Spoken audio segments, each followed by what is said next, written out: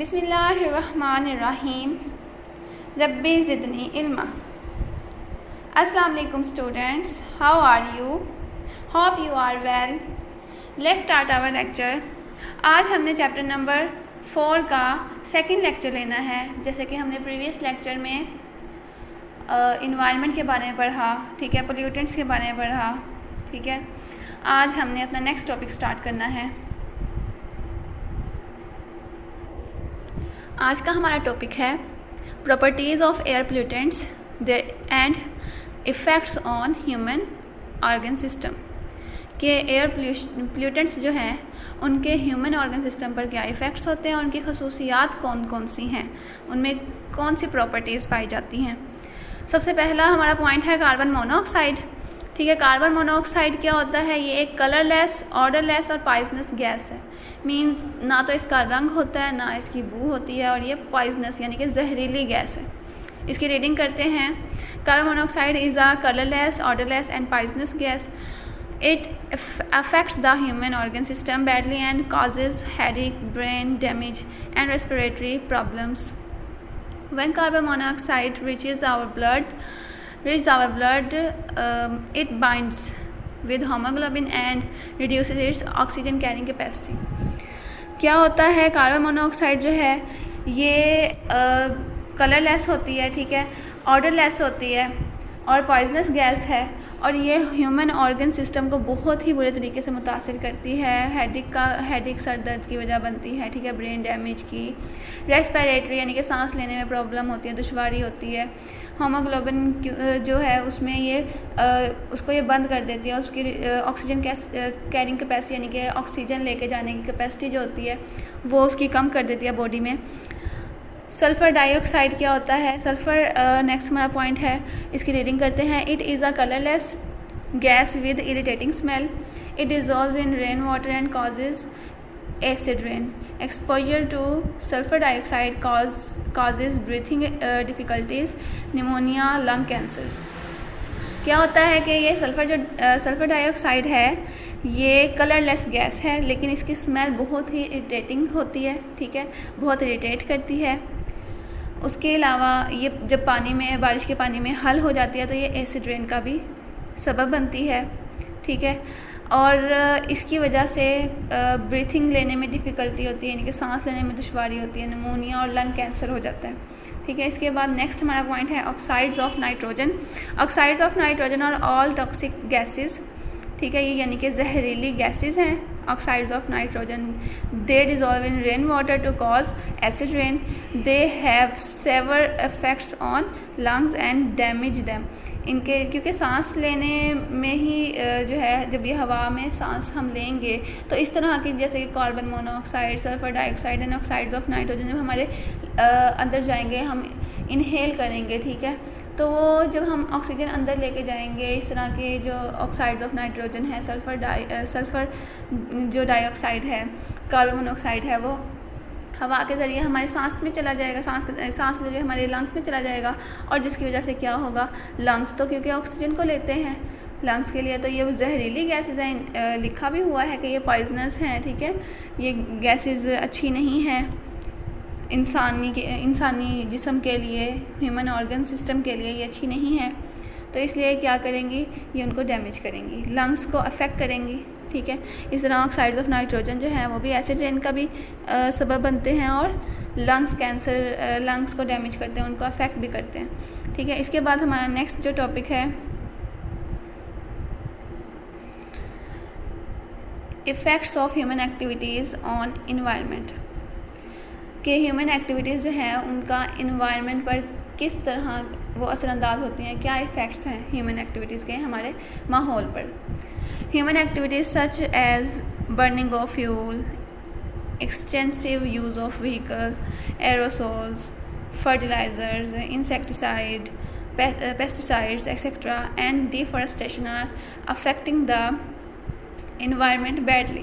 We will discuss here a few examples of adverse effects of human activities on the environment.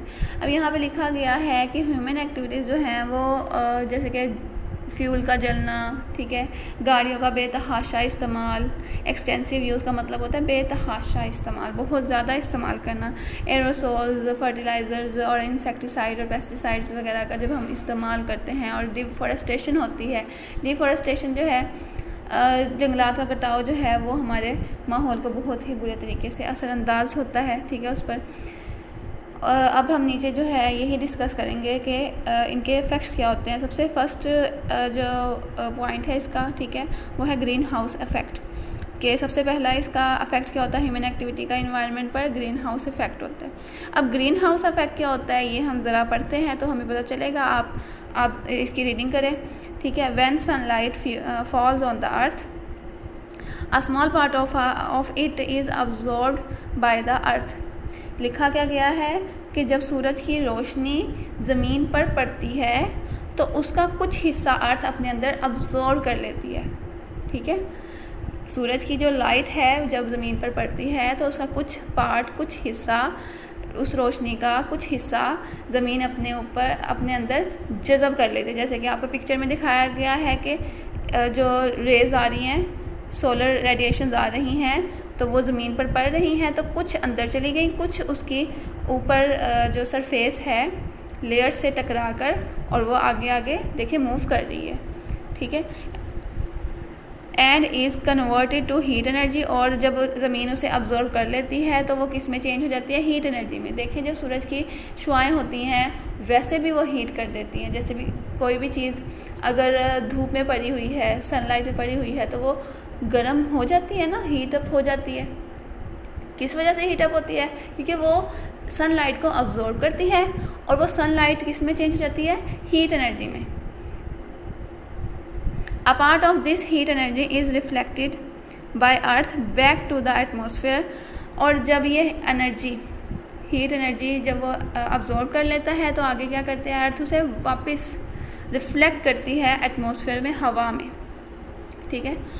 Some gases present in the atmosphere, कुछ gases जो हैं वो atmosphere में यानी कि हवा में मौजूद होती हैं, जैसे carbon dioxide, methane, oxides of nitrogen, water vapours. तो वो क्या करते हैं, वो ट्रैप कर लेते हैं a part of heat reflected by the earth causing increase in the atmospheric temperature. क्या लिखा हुआ है, तो वो क्या करते हैं, कुछ उस हीट को जो ज़मीन आगे रिफ्लेक्ट कर देती है, पहले तो क्या करती है ज़मीन यानी कि अर्थ सनलाइट जो भी उसके ऊपर पड़ती है उसको अब्जॉर्ब करती है, उसको हीट एनर्जी में चेंज करती है, फिर क्या करती है, उस हीट एनर्जी को वापस रिफ्लेक्ट किस में कर देती है, हवा में, एटमॉस्फेयर में कर देती है। एटमॉस्फेयर में ये जो गैसेस होती हैं ये उस हीट को जो रिफ्लेक्ट हुई हुई होती है उसका कुछ पार्ट जो है, ठीक है, उसको ट्रैप कर लेती है, अपने अंदर जज़ब कर लेती है या फिर अपने अंदर रख लेती है, ठीक है। और जिसकी वजह से क्या होता है, एटमॉस्फेरिक टेम्परेचर बढ़ जाता है, यानी कि गर्मी की शिद्दत बढ़ जाती है। जो हवा है, ठीक है, एटमॉस्फेयर हमारा क्या हो जाता है, गर्म हो जाता है, हमारा माहौल गर्म हो जाता है, ठीक है। These gases are called green house gases. इन गैसेज को ग्रीन हाउस गैसेज कहा जाता है। कौन कौन सी गैसेज हैं, कार्बन डाइऑक्साइड, अंडरलाइन कर लें इसे, methane, oxides of nitrogen, water vapours, ये क्या है, ये हैं ग्रीन हाउस गैसेस, ठीक है। And the phenomena is called green house effect. इस फिनोमिना को, इस मजहर को क्या कहा जाता है, इसे ग्रीन हाउस इफेक्ट कहा जाता है। इस जो हमने अभी पैराग्राफ में जो पढ़ा है, इस सारे प्रोसेस को क्या कहा जाता है, इसे ग्रीन हाउस इफेक्ट कहा जाता है, ठीक है, ग्रीन हाउस इफेक्ट। जैसे कि आपको पिक्चर में भी दिखाया गया है कि सोलर रेडिएशंस आ रही हैं, ठीक है, ज़मीन ने कुछ हिस्सा उसका जज़ब किया, बाकी रिफ्लेक्ट कर दिया। रिफ्लेक्शन की वजह से ये जो हमारे एटमॉस्फेयर है, एटमॉस्फेयर में जो गैसेस होती हैं उन्होंने इसको ट्रैप किया और हमारा एटमॉस्फेयर वार्म हो गया। नेक्स्ट है पॉइंट, ओजोन डिप्लेशन। ओजोन जो है बच्चों, ये क्या होती है, ये एक लेयर है, ज़मीन के इर्द गिर्द एक लेयर होती है हवा में, ठीक है, ये ओजोन लेयर है, इसे ओजोन लेयर कहा जाता है। इसका फॉर्मूला है, अगर हम इसको केमिकल फार्मूले की सूरत में लिखें तो इसका केमिकल फार्मूला है O3, ठीक है।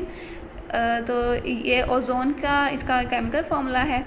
ये होती है ज़मीन के इर्द गिर्द, ये एक गुलाफ की तरह जैसे ब्लैंकेट होता है ना, जैसे चादर, तो ज़मीन के इर्द गिर्द ये एक चादर का काम देती है, ठीक है। ओजोन लेयर ये क्या करती है, सूरज की तरफ से ना बहुत ही अल्ट्रा वायलेट रेडिएशंस आती हैं, यानी कि बहुत ही नुकसानदेह रेज आती हैं, बहुत ही तेज़, जो इंसान के लिए अच्छी नहीं होती, ना ही प्लांट्स के लिए, ना ही जो बाकी ऑर्गेनिज़म होते हैं ज़मीन पर उनके लिए ये अच्छी नहीं होती हैं, ये हार्मफुल होती है, नुकसानदेह होती है। तो ये जो लेयर होती है ये उन रेडिएशंस को आने से रोकती है, ठीक है। और डिप्लेशन का मतलब होता है उसका तबाह होना। ओजोन डिप्लेशन का मतलब है ओजोन का तबाह होना। तो अब तबाह होती है तो फिर तो ये अच्छी बात नहीं है कि ये तबाह हो जाए। अगर ये तबाह हो गई ओजोन लेयर तो फिर तो ज़मीन पर सारी सूरज की हार्मफुल रेडिएशंस आएंगी जो कि इंसानी ज़िंदगी के लिए अच्छी नहीं है। तो फिर इंसानी ज़िंदगी तो मुश्किल हो जाएगी, बहुत सारी बीमारियां इंसान को हो जाएंगी।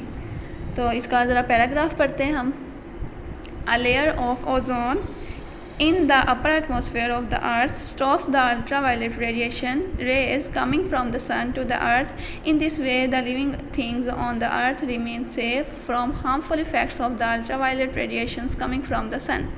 क्या लिखा गया है कि ओजोन लेयर जो है वो एटमॉस्फेयर में मौजूद होती है, अर्थ के एटमॉस्फेयर में होती है। तो वो क्या करती है, अल्ट्रावायलेट रेडिएशन जो हैं जो कि सन की तरफ से आती हैं उन्हें अर्थ तक आने से रोकती हैं। इसलिए जो लिविंग थिंग्स होती हैं ज़मीन पर मौजूद वो सेफ़ रहती हैं अल्ट्रावायलेट रेडिएशंस जो कि सन की तरफ से आते हैं उनके नुकसानदेह असरात से। जो लिविंग थिंग्स हैं वो महफूज रहती हैं। अब ज़रा पढ़ते हैं आगे। Chlorofluorocarbons which are used in air conditioners, ठीक है। क्लोरोफ्लोरोकार्बन जो एयर कंडीशनर्स में, refrigerator, spray cans etcetera enter the air on leakage from these appliances. Chlorofluorocarbons क्या होते हैं बच्चों, ये जो है ना एयर कंडीशनर्स में यूज़ हुए होते हैं, ठीक है, एसी में, यानी कि रेफ्रिजरेटर और स्प्रे वगैरह, स्प्रे जो भी हम यूज़ करते हैं, बॉडी स्प्रे या फिर जो भी रूम फ्रेशनर वगैरह, इसमें यूज़ हुआ होता है क्लोरोफ्लोरोकार्बन्स, ठीक है। तो ये जब इन अप्लायंसेस से ये रिलीज़ होते हैं या ये लीकेज होती हैं इन अप्लायंसेस से क्लोरोफ्लोरोकार्बन्स की, तो क्या होता है, on reaching the ozone layer, तो ये कहाँ पे चले जाते हैं, ये एंटर कर जाते हैं हमारे एटमॉस्फेयर में। देखिए ये गैस है तो ये गैस कहाँ जाएगी, हवा में एंटर हो जाएगी। On reaching the ozone layer they react with ozone and cause thinning of this layer, hence the ozone layer is depleted. The phenomena is called ozone depletion। क्या कहा गया है कि जो क्लोरोफ्लोरोकार्बन्स होते हैं ये एयर कंडीशनर, रेफ्रिजरेटर और स्प्रे कैंस में मौजूद होते हैं। ये जब लीक कर जाते हैं तो ये कहाँ पर चले जाते हैं, ओजोन लेयर में शामिल हो जाते हैं और उसके साथ रिएक्ट करते हैं, ठीक है। उसके साथ रिएक्ट क्यों करते हैं, देखें बच्चों, जैसे कि इसके नाम में ही है क्लोरोफ्लोरोकार्बन्स। तो कार्बन और ओजोन का केमिकल फॉर्मूला है ऑक्सीजन, ठीक है। ऑक्सीजन के 3 एटम्स का एक मॉलिक्यूल है वो। तो जब क्लोरोफ्लोरोकार्बन्स, तो कार्बन इसके अंदर होता है, ठीक है। कार्बन जब ऑक्सीजन के साथ रिएक्ट करता है तो कार्बन डाइऑक्साइड बना देता है, यानी कि कार्बन डाइऑक्साइड जब बन जाएगी तो ओजोन लेयर तो टूट नहीं जाएगी, उसमें से 2 ऑक्सीजन के एटम्स निकल जाएंगे तो वो कार्बन के साथ शामिल हो जाएगी, तो वो नई उसने गैस बना दी है, उसने नई प्रोडक्ट अपनी बना दी है, ठीक है, जिसकी वजह से ओजोन डिप्लेशन होता है और इसे हम ओजोन डिप्लेशन कहते हैं। ओजोन लेयर जो है वो थिन हो जाती है, पतली हो जाती है, ठीक है। जैसे कि आपको यहाँ पिक्चर में भी दिखाया गया है कि ओजोन लेयर जो है वो टूट रही है, ठीक है। ये जहाँ जहाँ पर क्रैक्स आ रहे हैं ये क्या है, ओजोन लेयर टूटी हुई है या तबाह हुई भी है, ठीक है। इसके बाद नेक्स्ट हमारा पैराग्राफ है, through the thin ozone layer ultraviolet rays of the sun pass and reach the earth where they affect the life by causing serious disease like skin cancer and eye problems। क्या होता है कि जब ozone layer जो है वो पतली हो जाती है तो अल्ट्रा वायलेट रेडिएशन, जैसे कि मैंने आपको बताया कि अगर ये ख़त्म हो गई, टूट गई, तबाह हो जाती है तो अल्ट्रा वायलेट रेडिएशंस तो आ जाएंगी ज़मीन पर, ठीक है। तो वो इंसानी ज़िंदगी के लिए अच्छी नहीं होंगी और बीमारियां फैलाएंगी। तो कौन कौन सी बीमारियां फैलाएंगी? स्किन कैंसर, आई प्रॉब्लम, क्योंकि जब ये रेडिएशंस पड़ती हैं तो बहुत ज़्यादा तेज़ होती हैं ये शुआएँ, ठीक है। तो स्किन, क्योंकि इंसान का कांटेक्ट सन के साथ किस के ज़रिए होता है? ज़्यादातर वो स्किन के साथ और आइज़ के साथ उसका जो है सन के साथ वो कांटेक्ट में आता है, ठीक है, यानी कि उसके साथ लिंक में आता है। लिंक किस तरह से करता है? स्किन और आइज़ से। तो यही दोनों चीज़ें अफेक्ट होंगी, ठीक है। These ultraviolet rays also increase the temperature of the earth, और जब ये सारी रेज, कुछ हिस्सा इसका ओजोन लेयर की वजह से जो सनलाइट का नहीं आता था, या सन रेज जो हैं वो नहीं आती थी ज़मीन तक, तो जब ये तबाह हो जाएगी, ठीक है, तो क्या होगा? सारी रेज जितनी भी टोटल जो सन रेज हैं वो ज़मीन तक आएंगी, तो क्या होगा? ज़मीन का एनवायरनमेंट भी हीट अप हो जाएगा, गर्म हो जाएगा, टेम्परेचर बढ़ जाएगा अल्ट्रा वायलेट रेडिएशंस की वजह से, ठीक है। तो ओजोन डिप्लेशन क्या होता है? ओजोन का तबाह होना, जो कि अभी हमने पैराग्राफ में पढ़ा और पिक्चर्स में भी देखा। अब हमने पढ़ना है ग्लोबल वार्मिंग।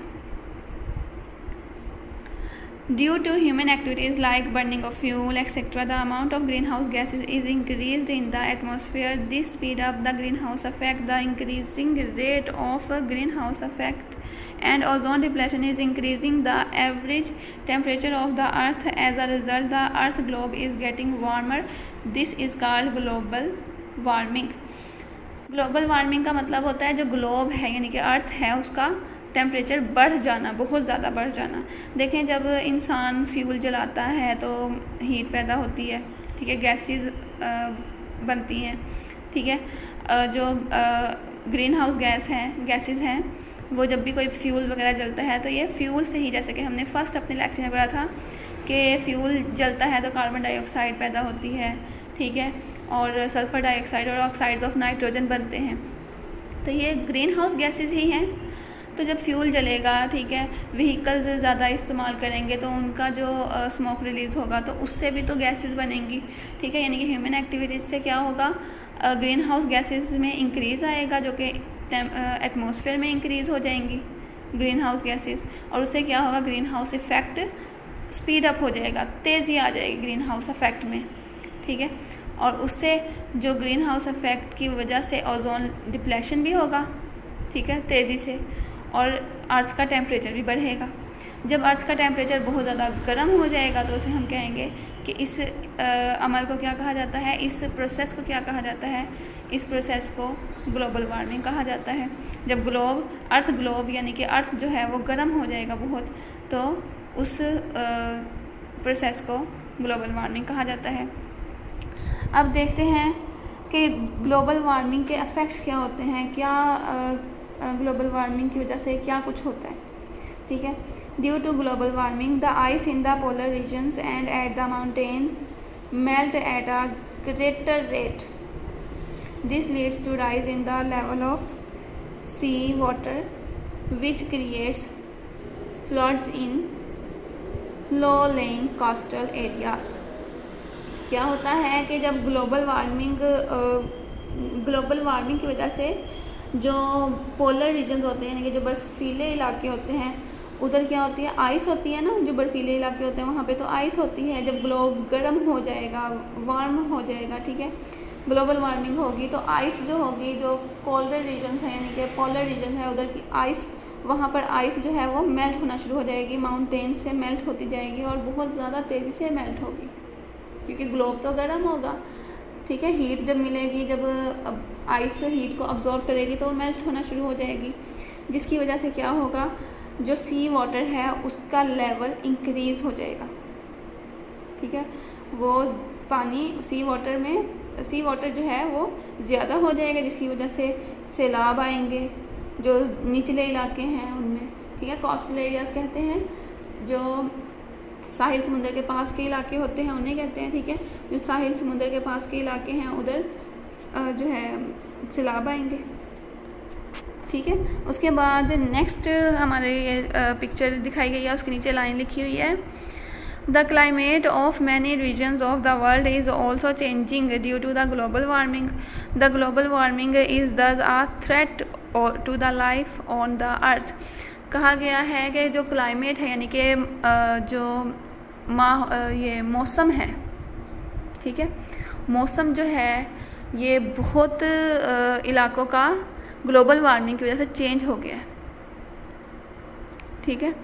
जो वेदर है या क्लाइमेट है वो बहुत ज़्यादा चेंज हो गया ग्लोबल वार्मिंग की वजह से, जो जिसकी वजह से ग्लोबल वार्मिंग जो है ये तो अर्थ की लाइफ के लिए बहुत बड़ा थ्रेट है, क्योंकि हर इलाके में एक ख़ास किस्म के जो है ऑर्गेनिजम्स पाए जाते हैं। जैसे कि सहरा में जो है वो सहरा के लिहाज से, डेजर्ट में डेजर्ट के लिहाज से यानी कि जो भी प्लांट्स हैं, एनिमल्स हैं, ठीक है, पाए जाते हैं। इसी तरह जो पोलर रीजन्स हैं उनमें पोलर रीजन्स के अकॉर्डिंगली उनकी मुनासबत से एनिमल्स और प्लांट्स पाए जाते हैं, ठीक है, एनिमल्स पाए जाते हैं, ठीक है। तो जो ज़रा नॉर्मल इलाके हैं वहाँ पर नॉर्मल प्लांट्स एनिमल्स वगैरह पाए जाते हैं, ठीक है। तो जब ग्लोब गर्म हो जाएगा, जैसे कि नॉर्मल जो रीजन है, नॉर्मल क्लाइमेट का जो रीजन है उधर जो है अगर बहुत ज़्यादा गर्म हो गया, वार्म हो गया क्लाइमेट, या ग्लोबल वार्मिंग बहुत ज़्यादा होने की वजह से अर्थ ग्लोब जो है उधर यानी कि उस इलाका, वो इलाका हीट अप हो गया, वार्म हो गया, तो वहाँ के ऑर्गेनिजम्स तो वो चीज़ बर्दाश्त नहीं कर पाएंगे, क्योंकि वो मुनासिब टेम्परेचर में रहना फील करते हैं, यानी कि वो मुनासिब से टेम्परेचर पे रहते होते हैं, ठीक है।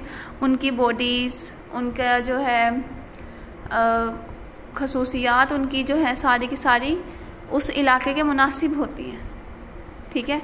अब पोलर बियर जो है वो सहरा में नहीं रह सकता, ठीक है। तो अगर पोलर रीजन जो है वो गर्म हो गया, वार्म अप हो गया, तो वहाँ पे पोलर बियर नहीं पाए जाएंगे, पोलर बियर ही ख़त्म हो जाएंगे। तो इस तरह ग्लोबल वार्मिंग से जो है बहुत सी ज़िंदगियाँ ख़तरे में पड़ सकती हैं। और ये ग्लोबल वार्मिंग होगी कैसे? जब ग्रीन हाउस इफ़ेक्ट बढ़ेगा तो ओजोन डिप्लेशन भी तेज़ी से होगा और ग्लोबल वार्मिंग भी फिर तेज़ी से होना शुरू हो जाएगी, ठीक है। आज का हमारा टॉपिक इतना ही था। नेक्स्ट हम पढ़ेंगे एसिड रेन, ठीक है।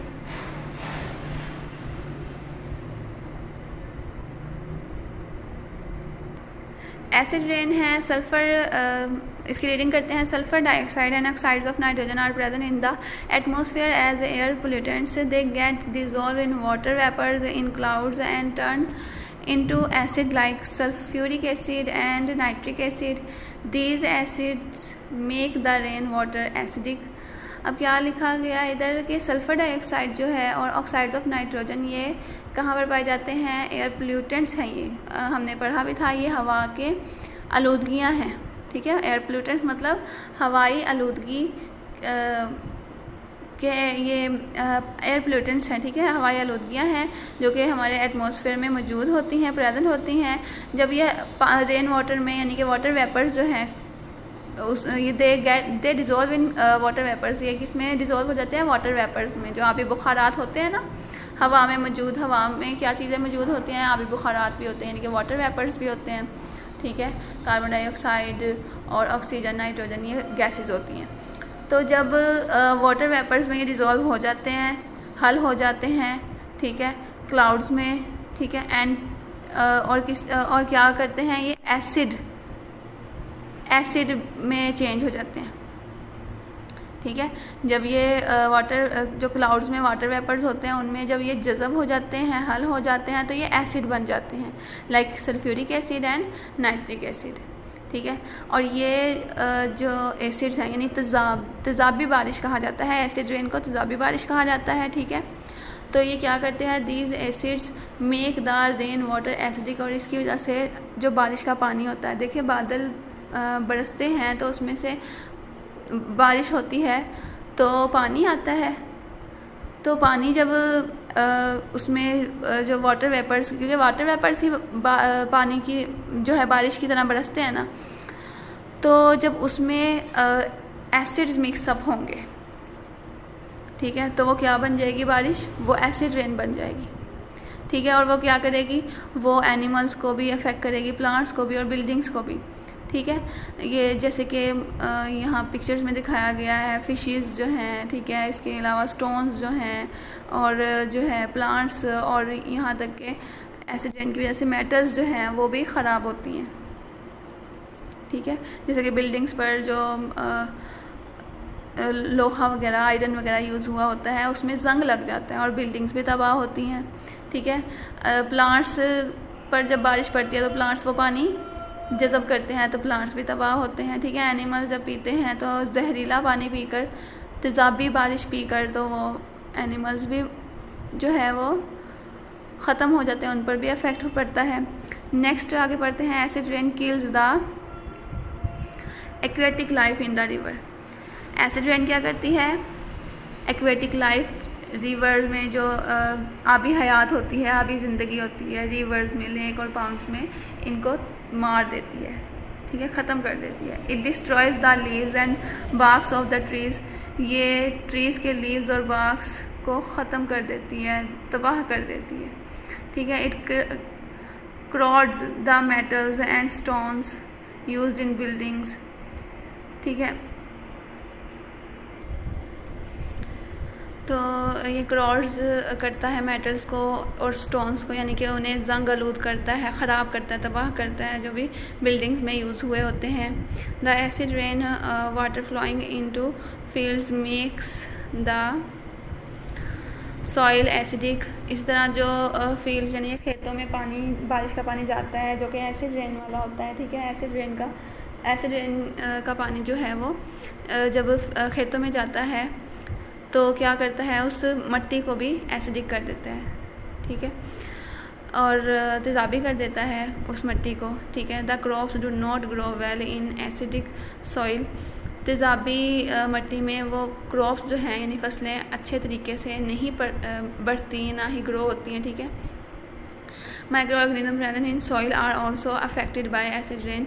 एसिड रेन की वजह से जो माइक्रो ऑर्गेनिजम्स पाए जाते हैं सॉइल में वो भी अफेक्ट होते हैं, ठीक है, इसकी वजह से अफेक्ट होते हैं, असरअंदाज होते हैं। उसके बाद है डिफॉरेस्टेशन। डिफॉरेस्टेशन का बच्चों मतलब होता है जंगलात का कटाव। देखिए जंगलात जो हैं वो हमारे ना इन्वायरमेंट को, हमारे क्लाइमेट को, वेदर को अच्छा करते हैं, ठीक है, कूल डाउन करते हैं। जब हीट ज़्यादा होती है तो वो कूल डाउन करते हैं, आंधी और तूफ़ानों से बचाते हैं।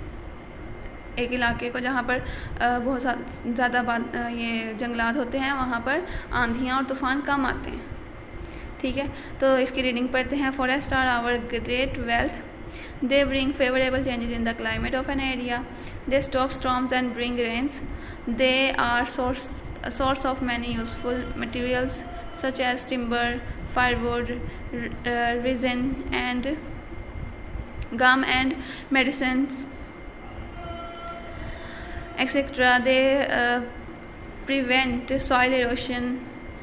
They provide habitat to a wide variety of wildlife. Unfortunately, forests are cut to meet the demand for timber and to obtain land for housing and agriculture. As a result, the ecosystem is destroyed. Destruction of forests as a result of human activities is called deforestation. क्या होता है कि जो forest हैं, ये paragraph में बताया गया है, फॉरेस्ट जो हैं ये हमारी ग्रेट वेल्थ है, हमारी दौलत है, ठीक है। और ये हमारे माहौल में, हमारे एरिया में, जहाँ पर जो भी एरिया है उसे क्लाइमेट में अच्छे चेंजेस लेकर आते हैं। ये तूफ़ानों से, ठीक है, स्टॉर्म से बचाते हैं, रोकते हैं स्टॉर्म्स को, ठीक है। और बारिश की वजह बनते हैं। इनकी वजह से बहुत सारी चीज़ें टिम्बर, ठीक है, वुड वगैरह हासिल होती हैं, गम, मेडिसिन वगैरह हासिल होती हैं। रेजन जो है ये बूरा, लकड़ी का जो बूरा होता है वो हासिल होता है। और ये सॉइल इरोशन यानी कि मट्टी के कटाव में जो है मट्टी के कटाव से भी ये बचाते हैं, ठीक है। जंगलात की वजह से मट्टी का कटाव नहीं होता ज़्यादा, ठीक है, बंजर नहीं होती जल्दी ज़मीन। They provide habitat to a wide variety of wild life.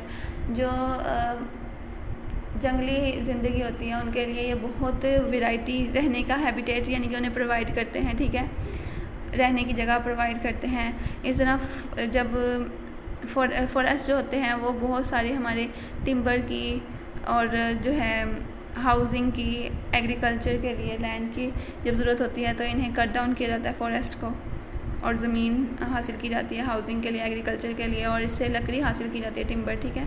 As a result the ecosystem is destroyed, जिसकी वजह से क्या होता है, एकोसिस्टम डिस्ट्रॉय हो जाता है, तबाह हो जाता है।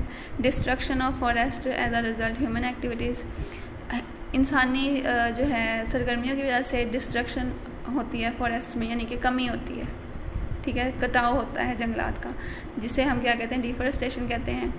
इसके बाद है effects of deforestation on the environment, कि इसके इफ़ेक्ट्स कौन से होते हैं। Deforestation has many adverse effect on the environment, it changes weather and climate, roots of trees hold the soil, cutting of trees leads to soil erosion and fertile part of the soil is lost through this process. When forests are cut, rate of evaporation is reduced, which result in less rain.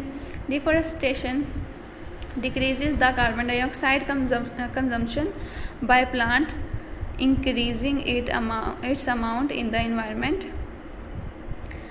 This lead to the increased greenhouse effect and global warming. यहाँ पे कहा गया कि environment पर deforestation यानी कि जंगलात के कटाव का क्या अफेक्ट होता है। तो डिफॉरेस्टेशन जो है इसके बहुत ही बुरे असरात होते हैं इन्वायरमेंट पे। सबसे पहले तो ये हमारे वेदर, हमारे क्लाइमेट को ही चेंज कर देता है। उसके अलावा जो है ये सॉइल, जो रूट्स जो ट्रीज़ की होती हैं उसने सॉइल को पकड़ा हुआ होता है, ठीक है, होल्ड किया होता है। जब ट्रीज़ काट देते हैं तो सॉइल एरोशन आ जाता है, यानी कि ज़मीन का कटाव आ जाता है, ज़मीन कटी फटी हो जाती है, और फर्टाइल पार्ट जो है वो सॉइल का वो ज़ाया हो जाता है। इस वजह से ज़मीन एरोशन, जब सॉइल एरोशन होती है तो क्या होती है, ये फर्टाइल पार्ट जो है ज़मीन का तबाह हो जाता है, ख़त्म हो जाता है। और इसकी वजह से जब फॉरेस्ट कट किए जाते हैं तो रेट ऑफ एवेपोरेशन जो है वो रिड्यूस हो जाता है, यानी कि पानी का आबी बुखारात में चेंज होना, वाटर वेपर्स में चेंज होना कम हो जाता है, ठीक है। जब वाटर वेपर्स कम होंगे तो रेन भी कम आएगी, बारिश कम होगी। इसी तरह डिफॉरेस्टेशन जो है उसकी वजह से कार्बन डाइऑक्साइड की अमाउंट जो है वो हमारे एनवायरनमेंट में बढ़ जाती है। जैसे कि आप लोग जानते हैं कि प्लांट्स जो हैं वो कार्बन डाइऑक्साइड अब्जॉर्ब करते हैं, ठीक है, और उससे फूड बनाते हैं। देखिए जब प्लांट्स ही नहीं होंगे तो कार्बन डाइऑक्साइड किसने लेनी है। तो जब कोई ऑर्गेनिज़म ऐसा होगा ही नहीं जो कार्बन डाइऑक्साइड को अब्जॉर्ब करता है या कंज्यूम करता है, तो क्या होगा, हमारे इन्वायरमेंट में ही रहेगी कार्बन डाइऑक्साइड। तो कार्बन डाइऑक्साइड तो ग्रीन हाउस गैस है, ग्रीन हाउस गैस होने की वजह से ग्रीन हाउस इफेक्ट बढ़ेगा, ग्रीन हाउस इफेक्ट बढ़ने की वजह से ग्लोबल वार्मिंग बढ़ेगी, ठीक है। उसके बाद है effects of deforestation on wild life. अब जो वाइल्ड लाइफ होती है ये क्या है, जंगली ज़िंदगी, ठीक है। जंगली ज़िंदगी पर क्या असर होता है। All non cultivated plants and non-domesticated animals of an area are collectively called wildlife. क्या होता है कि जो ये कल्टिवेटेड प्लांट्स होते हैं, नॉन कल्टिवेटेड, जो खुद ब खुद ही कल्टिवेट हो जाते हैं, जिन्हें काश्त नहीं किया जाता, जो खुद ब खुद ही प्लांट्स बन जाते हैं, ग्रो कर लेते हैं, और वो एनिमल जो खुद ब खुद ही पल जाते हैं, यानी डोमेस्टिक नहीं होते, जिन्हें पालतू जानवर नहीं कहते, पालतू नहीं होते, जो जंगली जानवर होते हैं उन्हें हम कलेक्टिवली क्या कहते हैं, जंगली हयात कहते हैं। Deforestation destroy the habitat of the wild life, the extinction risk of wild life is increased while the natural balance maintained by the wildlife is disturbed. Disturbed. अच्छा, ये क्या होता है कि डिफॉरेस्टेशन की वजह से उनका हैबिटेट ही ख़त्म हो जाता है। जो जंगली हयात होते हैं, जंगली जानवर होते हैं, उनके लिए तो रहने की जगह ही नहीं रहती अगर उनका जंगल तबाह हो जाता है। जब उनके पास रहने की जगह नहीं है तो वो नापैद होना शुरू हो जाते हैं। ना उनके पास खाने के लिए कुछ होगा, जंगल ही नहीं होगा तो उनके पास तो कुछ खाने के लिए नहीं होगा। ठीक है, वहाँ पे बारिशें कम आएंगी, वहाँ का इन्वायरमेंट ग्लोब जो है वो वार्म अप होना शुरू हो जाएगा, जिसकी वजह से वो जंगली हयात ख़त्म होना शुरू हो जाएंगे। ठीक है, तो एक्सटिंक्शन का मतलब होता है नापैद होना। तो इस तरह से जानवरों का, वाइल्ड लाइफ का जो है, यानी जंगली हयात का नापैद होने का ख़तरा बढ़ जाता है। ठीक है, तो ये इफ़ेक्ट्स हैं इसके डिफॉरेस्टेशन के इन्वायरमेंट पे और जंगली ज़िंदगी पर। ठीक है, तो ये आपने अच्छी तरीके से रीड आउट कर लेना बच्चों। आई होप कि आपको समझ आ गई। Dear students, I hope you have understood my lecture today. If you have any problem in this, you can contact your relevant teacher through Zoom meeting app. If you like my video, please like, share and subscribe to our YouTube channel, and also press the bell icon for more videos. Thank you.